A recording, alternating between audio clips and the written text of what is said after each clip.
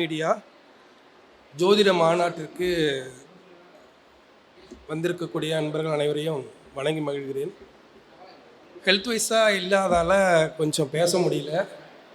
ஆனாலும் தம்பி நடத்துகிற இந்த மாநாட்டில் அண்ணன் இருக்கணும் அப்படிங்கிற ஒரு ஆசையில் ரொம்ப அதிக நேரம் பயணம் செய்து இந்த நிகழ்ச்சியில் கலந்துக்கிறேன். இந்த நிகழ்ச்சியில் கலந்து கொண்ட அத்துணை ஆன்றோர் பெருமக்களுக்கும் கலந்து கொண்ட மாணவ மாணவிகளுக்கும் ஜோதிட கருத்துக்களை இங்கே வழங்கிய அத்தனை பேருக்கும் என்னுடைய வாழ்த்துக்களையும், இந்த ஜோதிட துறையானது பல ஊர்களிலும் பல தேசங்களிலும் நன்கு பரவி வளர வேண்டும், வாழ வேண்டும் என்பதற்காக தான் இந்த நீண்ட நெடிய பயணம். ஏன்னா ஜோதிடம் என்பது ஆயக்கலைகள் 64 முதன்மையான கலை. இறைவனுடைய கலை. இது இறைவனுடைய கலையை, இறை வாழ்வை உணர்த்தக்கூடியது, எதிர்காலத்தை கணிக்கக்கூடியது. 5 அறிவு உள்ள ஜீவன் என்பது மிருகங்கள், 6 அறிவுள்ள ஜீவன் என்பது மனிதன். பேசக்கூடிய மிருகம் மனிதன். அதனால தான் நம்ம என்ன பண்ணுறோம், பல்லு விளக்குறோம். அதே ஆடு மாடு பல்லு விளக்குதா அப்படின்னு கேட்குறேன். ஆடு மாடு பேசலையே, பேசுனா அதுவும் தான் பல்லு விளக்கும். ஆடு மாடுங்கிறது 6வது அறிவு இல்லை. அப்போ 6வது அறிவு சிந்திக்கும் திறன், பேசும் திறன் பற்ற நாம் என்ன பண்ணுறோம் அப்படின்னா பல்லு விளக்குறோம், நாம் சுத்தம் செய்து கொள்கிறோம். இந்த 6வது அறிவிலிருந்து ஜோதிடத்தை கற்றுக்கொண்டு பக்தி, முக்தி, இறை வழிபாடு, அதற்கப்புறம் ஞானம், அதற்கப்புறம் சித்தர் நிலை, இது எல்லாமே போகிறது. அப்போ 6ஆம் அறிவிலிருந்து 7ஆம் அறிவை தூண்டி விடுவது தான் அறிவியல், சயின்ஸ். இப்போ அப்துல் கலாம் சயின்டிஸ்டாக இருந்தார். அப்போ 6லேருந்து 7 நிலைக்கு போயிட்டார். அதே போல் எதிர்காலத்தை கணிப்பவர்கள் அனைவருமே 7ஆம் அறிவு பெற்றவர்கள். ஜோதிடர் என்பவர் நாம் என்னது, 7ஆம் அறிவு பெற்றவர்கள். அப்படி ஒரு 7ஆம் அறிவுக்கான கலை தான் இந்த ஜோதிடக்கலை. அந்த ஜோதிடக்கலையில் நாம் இருப்பது பெருமை.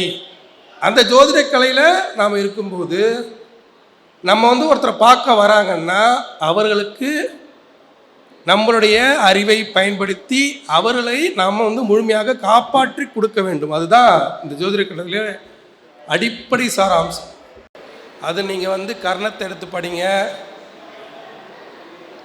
நீங்கள் வெறும் நட்சத்திரத்தை வச்சு பலன் சொல்லுங்கள், வெறும் ராசியை வச்சு கூட பலன் சொல்லலாம். எதை வைத்து பலன் சொல்வது என்பது இல்லை, ஆனால் அவருடைய பிரச்சனையை தீர்த்து வச்சிங்களா அப்படிங்கிறது தான் ரொம்ப முக்கியம். ஏன்னா மருத்துவத்தில் எப்படி கண்ணோய் மருத்துவர், மனநோய் மருத்துவர், அதே மாதிரி ஹார்ட்டுக்குன்னு தனியாக மருத்துவர், இப்படி நிறைய இருக்காங்க மருத்துவத்தில். அதே போல் நம்மகிட்ட நிறைய துறைகள் இருக்குது. அந்த துறையில் ஒவ்வொருத்தர் டேலண்ட்டு தான். இப்போ நான் மாந்தி ஸ்பெஷலிஸ்ட் அப்படின்னு சொல்லுவாங்க. ஏன்னா மாந்தி இல்லாமல் நான் ஜாதகம் பார்க்குறதே இல்லை. இதில் இன்னொன்று என்ன அப்படின்னா, பொதுவாகவே உடல் நிலையை சரி செய்வோன் மருத்துவன். பொருளாதார சிக்கலாக இருக்கட்டும், பண வருவாய் சிக்கலாக இருக்கட்டும், குடும்ப பிரச்சனையாக இருக்கட்டும், மனநோயை தீர்த்து வைக்கும் ஜோதிடர். அவங்க உடல் மருத்துவர், நம்ம மன மருத்துவர். அப்படி ஒரு அற்புதமான கலை தான் இந்த ஜோதிடக்கலை. இந்த ஜோதிடக்கலை நிறையா வாழணும், வளரணும். வரக்கூடிய 6ஆம் தேதி திருநள்ளாறு சனிப்பெயர்ச்சி 6/3/2026 காலை 8:24 கும்பராசியிலிருந்து மீனராசிக்கு குரு பகவான் பெயர்ச்சி ஆகிறார். சனிமனையிலிருந்து குருமனைக்கு ஏறி அமரப்போகிறார். இதில் நிறைய விஷயங்கள் உலகத்தை மாற்றம் நடக்குது. இந்த ஆண்டு பார்த்திங்கன்னா 3 பயிற்சி இருக்குது. குரு பயிற்சி, சனி பயிற்சி, ராகுகேது பயிற்சி எல்லாமே இருக்குது. நானாக வாக்கியம் பஞ்சாங்கம் தான் ஃபாலோ பண்ணுறது வழக்கம். ஏன்னா முறையான குருகுல கல்வி. அதனால் ஜோதிடத்தை கற்றுக்கொள்ள வேண்டும் என்பது ஏதோ டைம் பாஸ் அல்ல. ஏதோ எனக்கு மனசு சரியில்லைங்க, ஒரு மீட்டிங்னு கேள்விப்பட்டால் உட்காந்தேன். எனக்கு பொருளாதார கஷ்டம், அதுக்காக உட்காந்தேன். கடன் பிரச்சனை உட்காந்தேன். வீட்டு பிரச்சனை உட்காந்தேன். பிள்ளைங்கள் பிரச்சனை, அப்படி அல்ல. பிரச்சனையோடு உட்கார்ந்து பிரச்சனையெல்லாம் முடிந்து தெளிந்து நிறைவானவர்கள் பல கோடி பேர் இந்த ஜோதிடத்தால். தன்னுடைய பிரச்சனையை தீர்த்துக்கிட்டு மற்றவங்களுடைய பிரச்சனையை தீர்த்து வைக்கிற தொழில் தான் ஜோதிடம். எந்த தொழிலும் கை கொடுக்கவில்லை, எனக்கு ஜோதிடம் கை கொடுத்துச்சுரா அப்படின்னு சொல்கிறவங்க பல ஆயிரம் பேர். அப்படி ஒரு சிறப்பான தொழில். இந்த தொழிலை எடுத்து படிப்பதில் பெருமை கொள்ள வேண்டும். அதே போல் தம்பி ஹரி நடத்துகிற இந்த ஜோதிட மாநாடு மென்மேலும் வளர வேண்டும், ஜோதிடர்கள் வளர வேண்டும், பல ஊர்லேயும் பரவி வளரணும், நிறைய ஜோதிடர்கள் உருவாகணும்.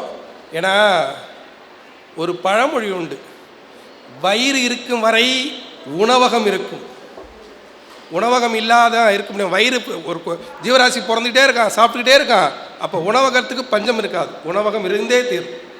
அதே மாதிரி மனிதன் இருக்கும் வரை ஜோதிட கலை அழியாது.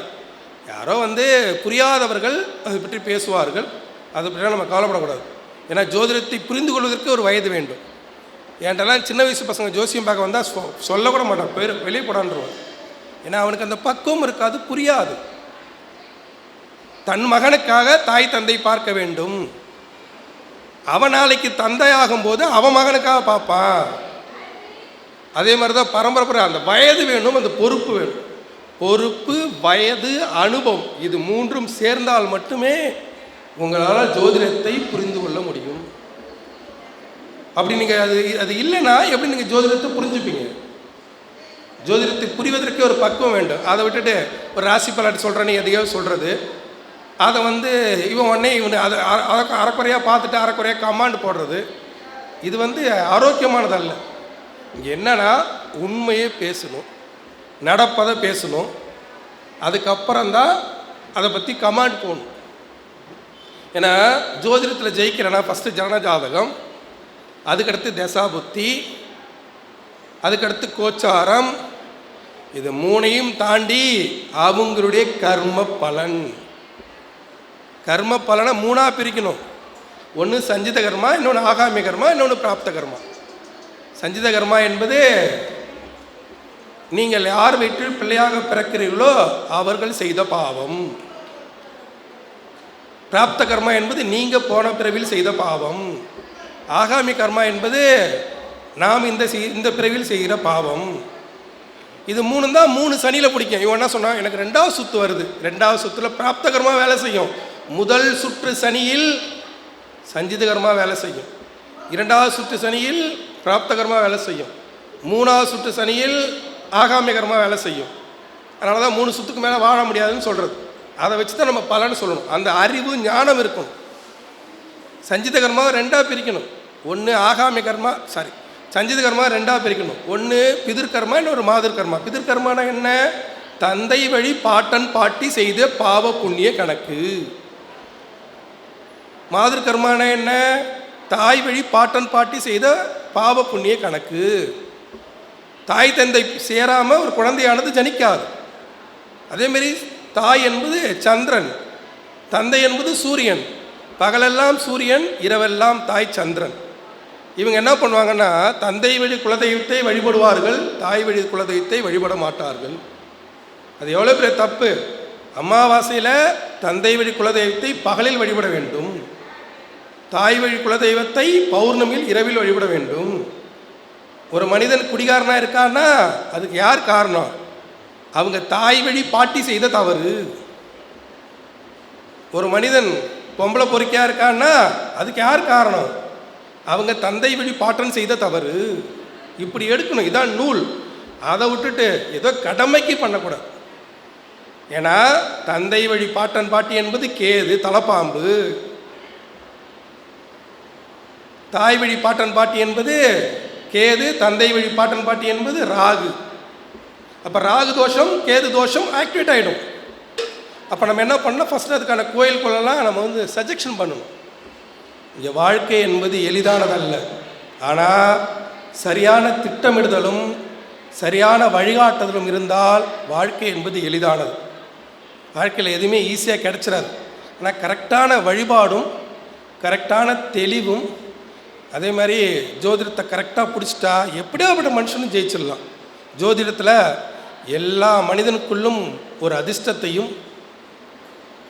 ஒரு துரதிர்ஷ்டத்தையும் இறைவன் வைத்திருப்பார். அதிர்ஷ்டசாலிகள் எல்லாம் அதிர்ஷ்டசாலிகள் மட்டுமல்ல, அவனுக்குள்ள ஒரு துரதிர்ஷ்டம் இருக்கும். பணக்காரனும் சில நேரம் பிச்சைக்காரன் ஆகிடுவான், அவனுக்குள்ள பிச்சைக்காரத்துக்கான வழி இருக்கும்.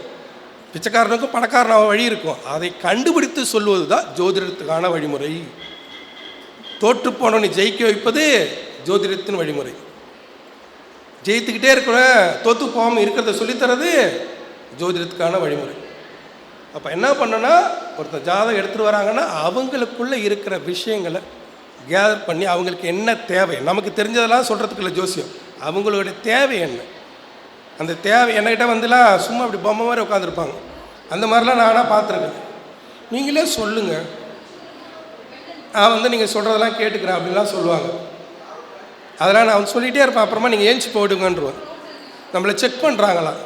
ஒரு டாக்டர்கிட்ட போய் நீங்கள் டாக்டர் தானே, என்னை செக் பண்ணுங்கள், நீங்களே நோயை கண்டுபிடிங்கன்னு சொல்கிற மாதிரி. டாக்டர்கிட்ட போட எனக்கு தலைவலி, வயிற்று வலி, ஜுரம் அடிக்குது அப்படின்னு சொல்லணும். அதேமாதிரி நம்மகிட்ட வந்தால் ஜோதிட பலன்னு சொன்னால் எனக்கு இந்த பிரச்சனை இருக்குன்னு சொல்லி அதை கிளியர் பண்ணணும். அதை விட்டுட்டு ரொம்ப அப்படியே பண்ணுறவங்கள்ட்ட நம்ம பண்ணும் ஜோசியமே சொல்லக்கூடாது.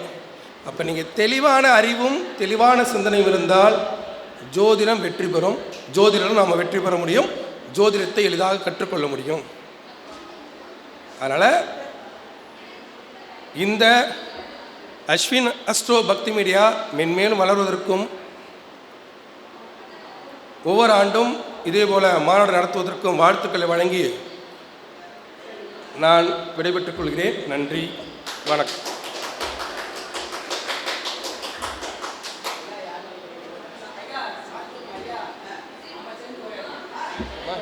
ஓகேவா?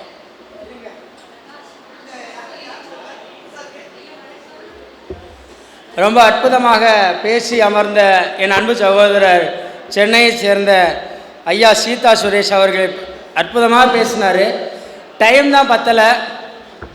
ஆனால் நல்லதொரு கருத்துக்களை எல்லோரிடமும் கொண்டு சேர்க்கும் வகையில் எப்பொழுதுமே தன்னுடைய முத்திரையை பதிக்கக்கூடிய ஒரு நபர். நேரம் இன்மை காரணமாக தன் உரையை சிற்றுரையாக முடித்து கொண்டமைக்கு எங்கள் நெஞ்சார்ந்த நன்றிகள் ஐயா. அடுத்ததாக ஐயா அவர்களுக்கு நம்மளுடைய மணிமுருகேசன் ஐயா பொன்னாடை போற்றி கௌரவப்படுத்துவார்கள். மற்றும் நம்ம சுருளி ஆண்டவர் ஐயா ஜோதிடர் சுருளி ஆண்டவர் ஐயா மேலே வாங்க. பாரம்பரிய ஜோதிடர் நீங்களாம் வந்து வள்ளுவர் குல ஜோதிடர். நீங்கள் உங்களுடைய இதெல்லாம் ஆசீர்வாதம்லாம் வேணும். வள்ளுவர் பாரம்பரியமாக ஜோதிடம் பார்க்குறாரு. என்னுடைய